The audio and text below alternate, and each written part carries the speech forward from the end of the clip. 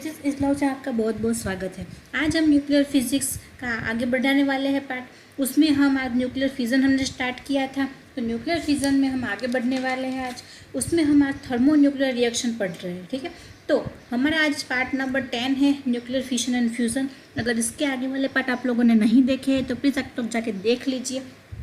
तो हमने अब तक देखा था कि जो न्यूक्लियर फ्यूज़न रिएक्शन है वो सन में कैसे होता है, ठीक है। उसकी जो पूरी रिएक्शन है, जो कार्बन नाइट्रोजन साइकिल है, प्रोटॉन प्रोटॉन साइकिल है, वो सब देखी थी। लेकिन अभी यहाँ पे क्वेश्चन ये है कि जो न्यूक्लियर फ्यूज़न प्रोसेस है, ठीक है, जो न्यूक्लियर फ्यूज़न प्रोसेस है वो इतनी ईजी नहीं है, बराबर। तो यहाँ पे बहुत ऐसी कॉम्प्लिकेटेड चीज़ें हैं जो यहाँ पे सामने आती है, बराबर। तो वो कौन कौन सी चीज़ें हैं और थर्मो न्यूक्लियर रिएक्शन कहाँ कहाँ पे होता है, न्यूक्लियर फ्यूज़न कहाँ कहाँ पे होता है, वो कैसे कैसे हम यूज़ कर सकते हैं, वो सब आप पढ़ने वाले हैं, ठीक है। तो सबसे पहले थर्मो न्यूक्लियर रिएक्शन। तो थर्मो न्यूक्लियर रिएक्शन में समझिए कि the large quantity of energy can be obtained by nuclear fusion. ये हमें पता है कि बहुत सारी एनर्जी वो न्यूक्लियर फ्यूज़न से हम क्रिएट कर सकते हैं। पर यहाँ पे जो फ्यूज़न रिएक्शन है वो होने के बाद जो हमें लाइट न्यूक्लियस है, ठीक है, वो एक सिंगल न्यूक्लियस में जो कन्वर्ट हो रहा है वो इतना इजी नहीं है। तो हम जो न्यूक्लियर फ्यूज़न देखते हैं उसमें कैसा है कि दो ऐसे न्यूक्लियाई होते हैं, दो न्यूक्लियाई है वो सिंगल आगे जाके एक सिंगल न्यूक्लियाई में कन्वर्ट होता है, ठीक है। लेकिन ये बहुत इजी प्रोसेस बिल्कुल भी नहीं है। तो यहाँ पे देखिए कि यहाँ पे जो मेन डिफ़िकल्टी है, जो इलेक्ट्रॉन फोर्स, मेन डिफ़िकल्टी क्या है कि इलेक्ट्रॉन फोर्स रिपल्जन, ठीक है। जो यहाँ पे दो लाइट पॉजिटिवली चार्ज न्यूक्लियाई है, क्योंकि यहाँ पे दोनों के दोनों जो होंगे ये भी पॉजिटिव यहाँ पे न्यूक्लियस में होगा, यहाँ पे न्यूक्लियस में पॉजिटिव होगा, तो क्या होगा, दोनों के बीच में रिपल्जन होगा, ठीक है। तो रिपल्जन की वजह से ये दोनों पास ही नहीं आएंगे, और पास ही नहीं आएंगे मतलब कि यहाँ पे जो फ्यूज़न प्रोसेस है वो होगी नहीं, बराबर। तो ये एक बहुत बड़ी प्रॉब्लम है कि यहाँ पे ऐसा इलेक्ट्रिक फोर्स लग रहा है दोनों के बीच में कि दोनों पॉजिटिव चार्ज पे जो रिपल्जन प्रोसेस हो रहा है। तो रिपल्जन होने की वजह से, दोनों पास नहीं आने की वजह से वहाँ पे फ्यूज़न रिएक्शन नहीं हो पा, ठीक है। वो बहुत डिफ़िकल्ट हो रहा है, इसको ओवरकम करना पड़ेगा, ठीक है, ताकि वो दोनों में फ्यूज़न प्रोसेस हो सके। तो ये जब हम ओवरकम करेंगे, वो कैसे करेंगे, to overcome the repulsion, the large amount of kinetic energy of each light nuclei is needed, okay। मतलब कि हमें क्या करना पड़ेगा कि बहुत हाई अमाउंट ऑफ जो काइनेटिक एनर्जी है वो हर एक के पास हमें लेनी पड़ेगी कि ये वाला जो लाइट न्यूक्लियाई है इसमें से और ये वाला नाइट न्यूक्लियाई है इसमें से, ये दोनों में से हमें क्या करना पड़ेगा, काइनेटिक एनर्जी लेनी पड़ेगी, ठीक है। उससे क्या होगा, काइनेटिक एनर्जी जब लेंगे तो उसमें से बहुत ही हाई टेम्परेचर क्रिएट होगा, ठीक है। तो it can be possible at very high temperature. अगर हम बहुत ज़्यादा टेम्परेचर उसे दें, कितना कि 10⁻⁷ से 10⁹ के, ठीक है, 10⁻⁷ से 10⁹ केल्विन जितना टेम्परेचर, इतना हाई टेम्परेचर अगर हम इस जो दोनों न्यूक्लियाई है उसको देंगे तो उसके पास क्या होगा, बहुत सारी काइनेटिक एनर्जी आ जाएगी, ठीक है। और काइनेटिक एनर्जी आएगी तब वो क्या करेंगे, दोनों एक दूसरे के पास आने की कोशिश कर सकते हैं। तो ये एक ओवरकम करने का एक ज़रिया हो सकता है। अभी ये जो टेम्परेचर है, ठीक है, ये वाला जो टेम्परेचर है 10⁻⁷ से 10⁻⁹ पे, तो ये टेम्परेचर पे न्यूक्लिया क्या करते हैं, तो वो दोनों ओवरकम करते हैं ये जो कोलम्बियन फोर्स लगता है, ठीक है। तुम्हें पता है कोलम्बियन फोर्स क्या होता है कि दोनों पॉजिटिव पॉजिटिव, पॉजिटिव नेगेटिव या तो फिर नेगेटिव नेगेटिव, उन दोनों के बीच में जो भी रिपल्जन या अट्रैक्शन होता है वही हमारा क्या होता है, कोलम्बियन फोर्स, ठीक है। कोलम्बियन रिपल्जन या तो कोलम्बियन अट्रैक्शन। तो ये जो रिपल्जन एंड अट्रैक्शन होता है, ठीक है, वो एंटर होता है न्यूक्लियर अट्रैक्टिव जोन में, ठीक है। इतनी हाई टेम्परेचर देने के बाद वहाँ पे कोलम्बियन जो फोर्स लग रहा है, रिपल्जन या अट्रैक्शन, वहाँ पे वो टेम्परेचर है वो एंटर होता है और इसकी वजह से वहाँ पे रिएक्शंस होते हैं जिसको हम बोलते हैं थर्मो न्यूक्लियर रिएक्शन, ठीक है, जिसको हम क्या बोलते हैं, थर्मोन्यूक्लियर रिएक्शन। अब थर्मोन्यूक्लियर रिएक्शन हो रहे हैं वो कौन कौन से होंगे, तो सबसे पहला वाला तो होगा source of energy for sun and stars, ठीक है। तो यहाँ पे क्या है कि सन एंड स्टार्स में से कुछ एनर्जी आ रही है फ्यूज़न प्रोसेस होने के बाद, ठीक है, इसको भी थर्मोन्यूक्लियर रिएक्शन बोलते हैं। तो ये जो सोर्स ऑफ एनर्जी आ रही है वो किस तरह की है, तो यहाँ पे self sustaining fusion reaction can occur only under condition of very high temperature, ठीक है, कि जो ये खुद से अगर फ्यूज़न प्रोसेस करनी है तो खुद से फ्यूज़न प्रोसेस करेंगे तो वो सिर्फ बहुत ही हाई टेम्परेचर अगर होगा उसी में ये पॉसिबल हो सकता है, और हाई टेम्परेचर तो करना ही है, उसके अलावा उसमें प्रेशर भी चाहिए, ठीक है। तो और प्रेशर, टेम्परेचर और pressure, so that the participating nuclei have sufficient energy to react in spite of their mutual electric repulsion, कि यहाँ पे जो रिपल्जन हो रहा है, ठीक है, पॉजिटिव के बीच में, तो रिपल्जन हो रहा है, इसको ओवरकम कर देगा, और ओवरकम करते ही वहाँ पे इतनी एनर्जी आ जाएगी कि जिससे वो दोनों फ्यूज़ हो सके, ठीक है, और एक सिंगल न्यूक्लियाई बना सके। तो ये एक बहुत ही अच्छा ज़रिया है। तो यहाँ पे जो सन और स्टार के इंटीरियर है उसमें ऐसी कंडीशंस होती है, और यहाँ पे उसके अंदर कोर में थर्मोन्यूक्लियर रिएक्शंस होते हैं। The interior of sun and stars have conditions favourable for thermonuclear reaction, okay. तो जो स्टार्स है वो तो कंट्रोल कर सकते हैं थर्मोन्यूक्लियर रिएक्शन को, क्योंकि उसके कोर में क्या होता है, स्ट्रॉन्ग सेल्फ ग्रेविटी, ठीक है, उसके जो कोर है स्टार के कोर में एकदम स्ट्रॉन्गली ग्रेविटी होती है, जिसकी वजह से उसके अंदर फ्यूज़न प्रोसेस है वो आसानी से हो पाता है। अभी अगर सन की बात करें, ठीक है, तो thermonuclear reactions in the core of the sun cause high temperature which generate strong outward pressure. This act against the sun's own gravity, preventing it from contracting and holding it in equilibrium, ठीक है। यहाँ पे जो सन में जो core में thermonuclear reaction हो रहा है उसमें क्या होगा कि उसमें इतनी हाई टेम्परेचर जनरेट होगा और इतना हाई प्रेशर जनरेट होगा कि जिसकी वजह से ये सन की खुद की ग्रेविटी के अगेंस्ट हो जाएगा, ठीक है, खुद की ग्रेविटी के अगेंस्ट हो जाएगा। ये सन और स्टार में दोनों में अलग अलग तरीके से ऐसा होता है, ठीक है। तो हाँ, नेक्स्ट अभी हाइड्रोजन एटम पढ़ेंगे। इसके पहले यहाँ पे देख लीजिए कि this is a continuous source of energy. यहाँ पे जो स्टार्स और सन में से जो आ रही है एनर्जी वो कैसी होती है, कंटिन्यूअस होती है, ठीक है, बार बार आती रहती है, ऐसा नहीं है कि बीच में कहीं रुक जाए, ठीक है, ये कंटिन्यूअस एनर्जी है। यहाँ पे जो रिएक्शन हो रहा है, ये कंडीशन जो हो रही है on high temperature and high pressure, जो रिएक्शन हो रहा है ये कंडीशन में यहाँ पे बहुत ही फ्रीक्वेंटली बहुत सारी एनर्जी प्रोड्यूस हो रही है, ठीक है, और ये सभी के सभी सराउंडिंग में लॉस्ट हो रही है, कि यहाँ पे जो भी इक्विलिब्रियम होने के बाद बहुत सारी एनर्जी प्रोड्यूस हो रही है वो क्या हो रही है, सराउंडिंग में पूरी लॉस्ट हो रही है, ठीक है। इसके बाद हम हाइड्रोजन बॉम्ब पढ़ेंगे। हाइड्रोजन बॉम्ब में क्या है, हमें सिर्फ इतना पता करना है कि वो किस तरीके पे वर्क, मतलब कि कौन से प्रिंसिपल पे वर्क करता है वो हमें पता लगाना है, ठीक है, कि वो कंट्रोल है कि अनकंट्रोल है, फ्यूज़न है कि फिशन है, ठीक है, उतने पता लगाना है और कुछ उसमें एक्स्ट्रा नहीं करना है।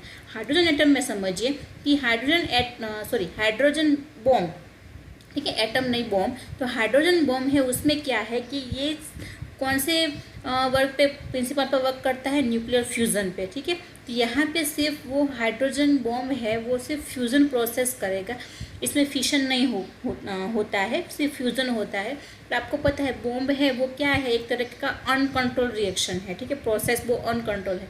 अगर एक बार वो कंट्रोल से बाहर हो जाए फिर वो हमारे हाथ में ही नहीं रहता है, ठीक है, वो बहुत सारी तबाही कर देता है। तो यहाँ पे जो हाइड्रोजन बॉम्ब है उसको क्या बोल सकते हैं हम, अनकंट्रोल फ्यूज़न रिएक्शन, और वो एक तरीके का वेपन है, ठीक है, जो हाइड्रोजन कोर में क्रिएट होता है।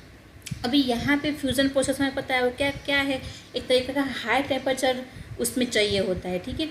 तो यहाँ पे very high temperature required to start fusion reaction, क्योंकि हाइड्रोजन बॉम्ब है वैसे भी उन्हें बहुत ही हाई एनर्जी चाहिए, इसीलिए उसमें अगर हाई टेम्परेचर हो और हाई प्रेशर हो तभी वहाँ पे फ्यूज़न रिएक्शन स्टार्ट होगा, वरना फ्यूज़न रिएक्शन स्टार्ट नहीं होता है।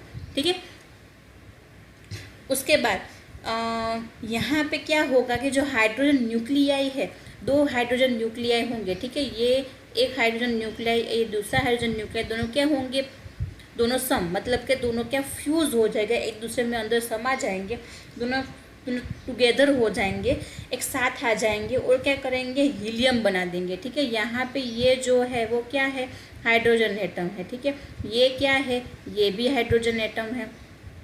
इन दोनों का फ्यूज़ होने के बाद, इन दोनों का फ्यूज़ होने के बाद हमें लास्ट में क्या मिलेगा, हमें लास्ट में मिलेगा हीलियम।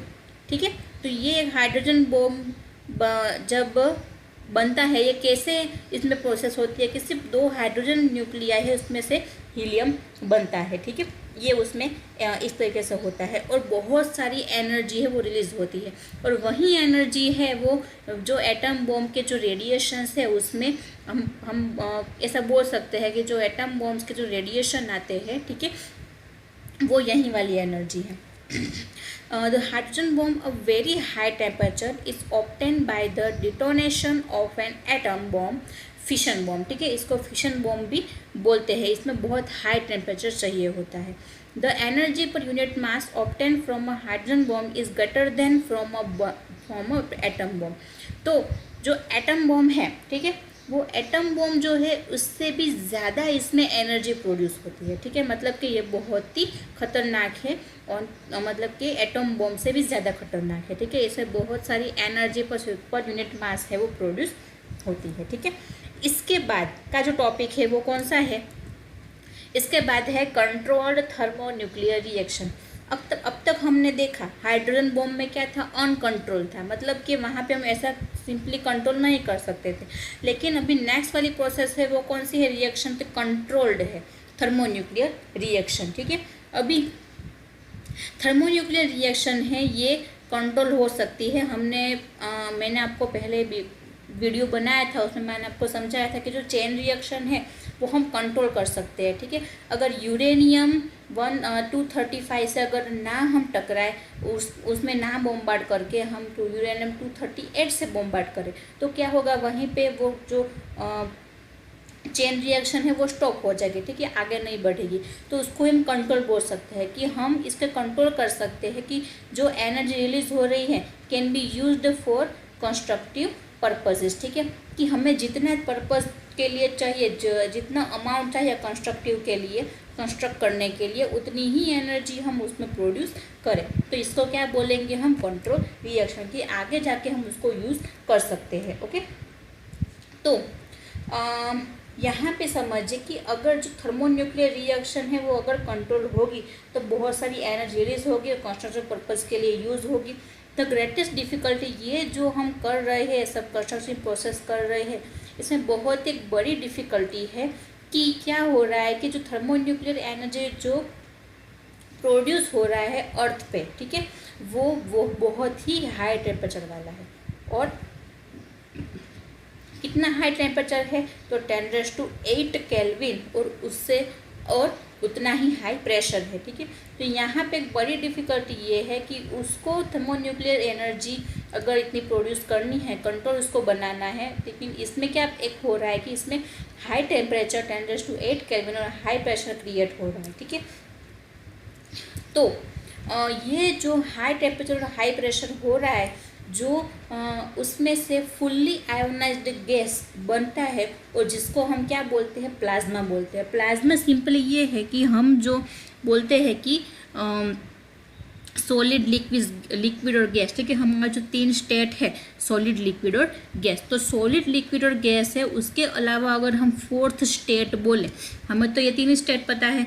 फर्स्ट वाला है वो सॉलिड है, ठीक है, फर्स्ट सॉलिड है, उसके बाद लिक्विड है, और थर्ड वाला कौन सा है, गैसियस है। ठीक है, लेकिन अगर इन तीनों के अलावा 4th अगर स्टेट देखें तो वो कौन सा है, प्लाज्मा। ठीक है, प्लाज्मा में क्या होता है कि उसमें कुछ मतलब कि न्यूट्रल एटम्स नहीं होते हैं, उसमें क्या होता है, आयोनाइज्ड गैस होते हैं।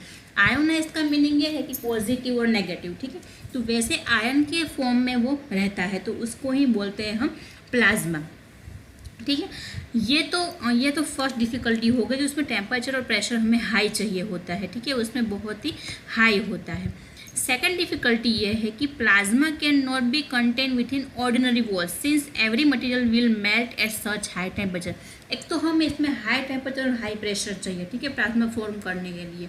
और उसके अलावा सेकंड चीज़ ये है कि हमें हाई तो चाहिए, लेकिन इतने हाई टेम्परेचर पे जो बहुत सारे मटेरियल्स है वो क्या हो जाते हैं, मेल्ट हो जाते हैं, ठीक है। तो ये बहुत डिफ़िकल्ट चीज़ है कि हम एक तो प्लाज्मा प्रोड्यूस भी करना है और ऐसे मटेरियल में रखना है कि जिससे वो मटेरियल है वो मेल्ट ना हो सके, ठीक है। तो देखिए यहाँ पे एक तरीके का ऐसा बताया हुआ है कि ये जो दो है, ये दोनों क्या है, इलेक्ट्रोमैग्नेट है, ठीक है। उसके बीच में मैग्नेटिक फील्ड क्रिएट की है कि इलेक्ट्रोमैग्नेट्स होंगे, वहाँ पे मैग्नेटिक फील्ड होगी, मैग्नेटिक फील्ड क्रिएट होगी और उसके बीच में प्लाज्मा प्रोड्यूस किया हुआ है, ठीक है। तो यहाँ पे क्या होगा कि बहुत ही however atoms are being made to contain and control plasma trapped in a specially shaped magnetic field, ठीक है। हम मैग्नेटिक फील्ड आपको बता दिया है कि ऐसा, मैंने फिगर पहले बताया कि ये वाला जो फिगर है उसमें क्या होगा कि मैग्नेटिक फील्ड है, उसके अंदर प्लाज्मा को हमें ट्रैप करना है, ठीक है, उसके अंदर ही वो रह जाए। तो हम यहाँ क्या करेंगे कि by increasing the field and changing the shape of the field it is believed that the plasma in this magnetic bottle can be raised to the required temperature and pressure for fusion reaction, ठीक है। इसके अंदर क्या होगा कि इतनी sufficient amount of temperature और pressure उसमें क्रिएट हो रहा है, ठीक है, और उसमें फील्ड इंक्रीज हो रही है। तो उसकी वजह से यहाँ पे जो मैग्नेटिक बॉटल, जो मैंने आपको ये शेप दिखाया था, ठीक है, ऐसा जो शेप था, जो प्लाज्मा इसके अंदर प्रोड्यूस हो रहा है, ठीक है, ऐसा जो शेप है। तो यहाँ पे ये जो मैग्नेटिक बॉटल है can be raise to the required temperature. ये मैग्नेटिक बॉटल इस तरीके से काम करता है कि हमारे पास क्या था कि वो अगर हम बहुत हाई टेम्परेचर और हाई प्रेशर लेते हैं तो वहाँ पे बहुत सारे मटेरियल्स ऐसे हैं कि वो मेल्ट हो जाते हैं, ठीक है।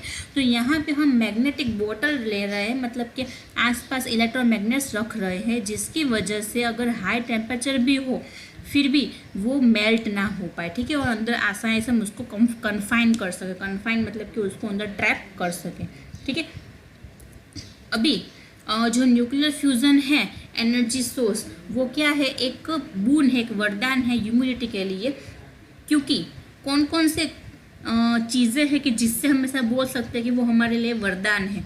क्यों? तो फर्स्ट चीज़ ये है कि hydrogen is available everywhere in earth in various forms, ठीक है। हमें पता है कि हाइड्रोजन है वो बहुत सारे तरीक़ों से हमें मिल सकता है, जैसे ट्रीज़ में मिलता है, ठीक है, पानी में मिलता है। तो यहाँ पे हम बहुत सारे अमाउंट में हाइड्रोजन आसानी से प्राप्त कर सकते हैं, ठीक है। एक फर्स्ट चीज़ तो ये है। सेकेंड चीज़ ये है कि the lightness of the reactant nuclei makes the energy yield per unit mass of the reacting material much greater than the nuclear fission process, की जो न्यूक्लियर फिशन प्रोसेस हो रही है, ठीक है। तो ये जो न्यूक्लियर फिशन प्रोसेस है उससे भी ज़्यादा एनर्जी प्रोड्यूस हो रही है, किस में, the lightest of the reactor nuclei, जो कम मास वाले न्यूक्लियाई है उसमें से एनर्जी प्रोड्यूस हो रही है, फ्यूजन प्रोसेस जो हो रही है उससे भी ज़्यादा, ठीक है। मतलब कि अगर हम फ्यूज़न, ये एक तरीके से बोल सकते हैं कि फ्यूज़न प्रोसेस, ठीक है। तो ये जो फ्यूज़न प्रोसेस है उसमें ज़्यादा एनर्जी प्रोड्यूस हो रही है compare to the fission process, okay. तो सेकेंड वाला तो ये रहा। और थर्ड नंबर वाला जो है, लास्ट वाला, उसमें क्या है कि a fusion reactor does not leave behind as in fission reactor radioactive waste, ठीक है। तो ये एक थर्ड वाला है कि जो फ्यूज़न रिएक्टर है कि वो पीछे नहीं रहता है फिशन रिएक्टर से, ठीक है। तो ये तीन अलग अलग तरीके से ये एक हमारे लिए वरदान है fusion reaction with compare to fission reactor, ठीक है। मतलब कि ये जो फ्यूज़न रिएक्टर है वो बहुत अच्छा हमारे लिए है, ठीक है। तो यहाँ तक जो था वो हमने क्या देखा, थर्मो न्यूक्लियर रिएक्शन देखे, ठीक है। इसके आगे वाला वीडियो में हम ये देखेंगे कि देखो हमने फिशन प्रोसेस में हमने रिएक्टर्स देखे थे, ठीक है, ब्रीडर रिएक्टर देखा था, पावर रिएक्टर देखा था, वो सब जो रिएक्टर देखे थे वैसे ही हम रिएक्टर देखेंगे इस फ्यूजन प्रोसेस में, ठीक है।